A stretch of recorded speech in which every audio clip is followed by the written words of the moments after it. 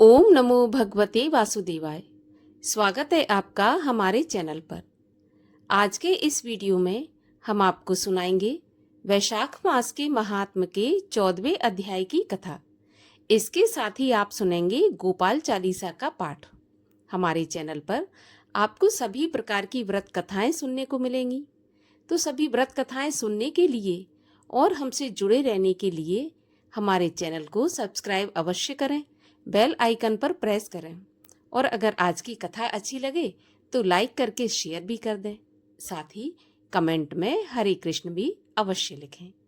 तो चलिए अब हम सुनते हैं वैशाख मास के महात्म के 14वें अध्याय की कथा।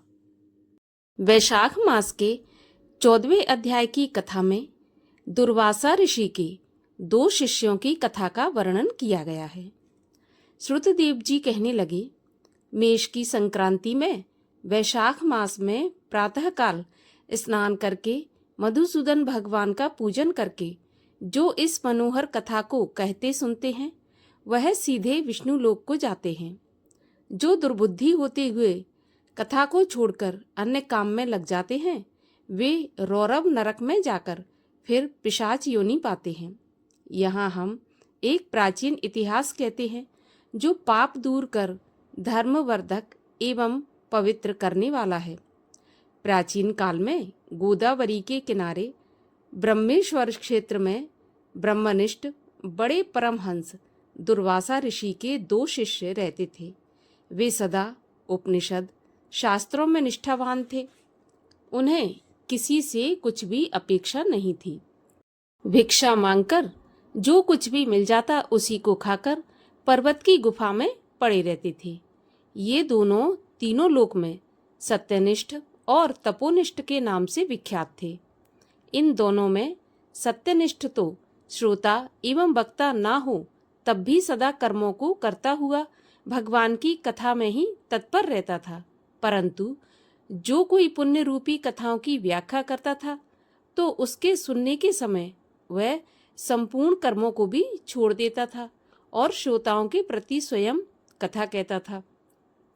वह बिना कथा श्रवण किए अन्न ग्रहण नहीं करता था। कथा समाप्त होने पर ही नित्य कर्म करता था।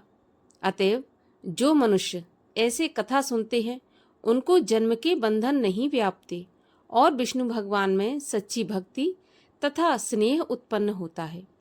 साधु महात्माओं में सुहृदयता उत्पन्न होती है, सत्य बुद्धि प्राप्त होती है, सत्य बुद्धि से वेद में मति उत्पन्न होती है, वेद से ज्ञान और ज्ञान से ध्यान उत्पन्न होता है और निरंजन निर्गुण ब्रह्म उनके हृदय में आकर विराजमान हो जाते हैं। परंतु जहाँ साधु महात्मा ना हो, तुलसी जी ना हो, विष्णु भगवान का मंदिर ना हो अथवा कथा ना होती हो, वहाँ यदि साक्षात गंगा जी का किनारा ही क्यों न हो तो भी त्याग देना चाहिए, क्योंकि वहाँ का मरा हुआ प्राणी 100 जन्म तक कुत्ता की योनि पाता है अथवा अंधता मिस्र नरक में पड़ा रहता है। उपनिषद विद्या का विचार कर वह मुनि सदा विष्णु की भक्ति और कथा श्रवण करने में तत्पर रहता था। और दूसरा जो तपोनिष्ठ था वह बड़ा दुरात्मा बुद्धि का था। वह ना तो जिह्वा से विष्णु कथा कहता था ना कानों से सुनता था। तीर्थ स्नान करने जाता तो वहां पर होती हुई कथा भी तप में विघ्न ना पड़ जाए इसके डर से छोड़ देता था। श्रोता और वक्ता कोई भी उस कर्मनिष्ठ के पास से होकर गृह कार्य के लिए नहीं गुजरते थे। उस दुरात्मा दुर्बुद्धि ने इस प्रकार अपना सारा समय बिता दिया और जब अपना शरीर छोड़ा तब वह शमी के वृक्ष पर छिन्न कर्ण नाम का महाबलवान पिशाच हुआ। आश्रयहीन क्षुधा से व्याकुल हो उसका कंठ, होंठ और तालू सूख गए। ऐसे अत्यंत दुखी हो अपने किए हुए कर्मों के ऊपर विचार करता हुआ उन्मत्त की तरह इधर उधर घूमता हुआ भटकता रहा। इस प्रकार उसके 10,000 वर्ष बीत गए।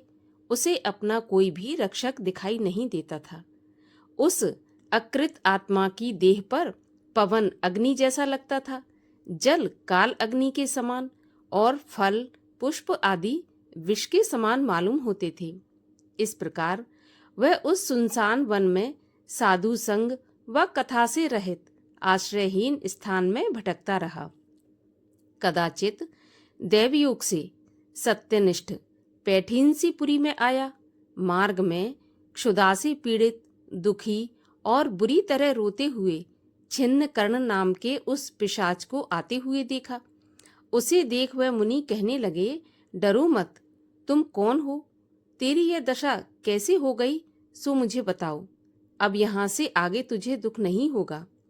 सत्यनिष्ठ के ऐसे आश्वासन देने पर छिन्नकर्ण अत्यंत व्याकुल होकर कहने लगा, हे प्रभु, मैं दुर्वासा का शिष्य तपोनिष्ठ नाम का यति हूँ।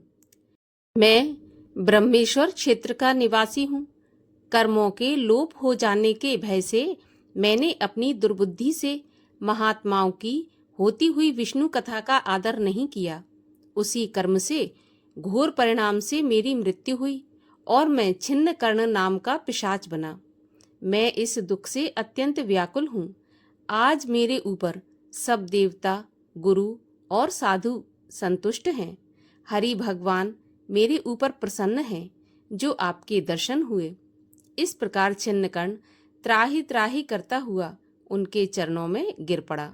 तब दयालु महायशस्वी सत्यनिष्ठ ने दोनों हाथों से उसे उठा लिया और अपनी सुकृत का पुण्य तथा वैशाख महात्म का क्षण भर सुनने का फल उसे दे दिया, जिसके प्रभाव से उसके पाप तत्काल दूर हो गए और पिशाच की योनि छोड़ के दिव्य देह धारण कर महामुनि की परिक्रमा की तथा प्रणाम करके दिव्य विमान में बैठकर विष्णु लोक को चला गया और सत्यनिष्ठ पैठीनसीपुरी को आ गया। श्रुतदेव जी बोले, जहाँ शुभ फल देने वाली, सब लोकों के पाप दूर करने वाली विष्णु भगवान की कथा होती है, वहाँ पर सभी तीर्थ और अनेक क्षेत्र आ जाते हैं और वहाँ के निवासियों के हाथ में मुक्ति रहती है। इसमें कोई संदेह नहीं है। इस प्रकार से वैशाख मास के 14वें अध्याय की कथा का समापन यहीं पर होता है। और अब हम सुनते हैं श्री गोपाल चालीसा का पाठ।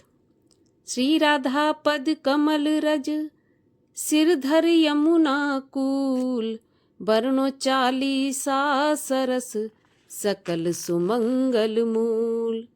जय जय पूरन ब्रह्म बिहारी, दुष्ट दलन लीला अवतारी। जो कोई तुमरी लीला गावे, विन श्रम सकल पदारथ पावे। श्री वसुदेव देव की माता, प्रकट भये संग हलधर भ्राता। मथुरा सो प्रभु गोकुल आए, नंद भवन में बजत बधाए। जो विष देन पूतना आई, सो मुक्ति दे धाम पठाई। तृणावर्त राक्षस संघारो, पग बढ़ाए सकटासुर मार्यो। खेल खेल में माटी खाई, मुख में सब जग दियो दिखाई। गोपिन घर घर माखन खायो, जसुमत बाल केल सुख पायो। उखल सो निज अंग बंधाई, अमलार्जुन जड़ योन छुड़ाई। बका असुर की चोंच बिदारी, विकट अधासुर दियो संघारी। ब्रह्मा बालक वत्स चुराए, मोहन को मोहन हित आए। बाल वत्स सब बने मुरारी, ब्रह्मा विनय करी तब भारी। काली नाग नाथ भगवाना, दावानल को कीनो पाना। सखन संग खेलत सुख पायो, श्री दामा निज कंध चढ़ायो। चीर हरण कर सीख सिखाई, नख पर गिरवर लियो उठाई। दरस यज्ञ पत्निन को दीनो, राधा प्रेम सुधा सुख लीनो। नंद ही वरुण लोक सो लाए, ग्वालन को निज लोक दिखाए। शरद चंद्र लख वेणु बजाई, अति सुख दीनो रास रचाई। अजगर सो पितु चरण छुड़ायो, शंख चूर्ण को मूड गिरायो हने अरिष्टासुर अरुकेशी व्योमासुर मार्यो छलवेशी। व्याकुल ब्रज तज मथुरा आए मारे कंस यदुवंश बसाए। मात पिता की बंदी छुड़ाई सांदीपन ग्रह विद्या पाई। पुन पठियो ब्रज ऊधो ज्ञानी प्रेम देख सुध सकल भुलानी। कीनी कुबरी सुंदर नारी हर लाए रुक्मिनी सुकुमारी। भौमासुर हनि भक्त छुड़ाए सुरन जीत सुर तरु महिलाए। दंत वक्र शिशुपाल संघारे खग मृग नृग अरु बधिक उधारे। दीन सुदामा धनपति कीनो पारथ रथ सारथ यश लीनो। गीत ज्ञान सिखावन हारे अर्जुन मोह मिटावन हारे। केला भगत विदुर घर पायो युद्ध महाभारत रचवायो। द्रुपद सुता को चीर बढ़ायो गर्भ परीक्षित जरत बचायो। कच्छ मच्छ वराह अहिषा 52 कल की बुद्धि मुनीषा।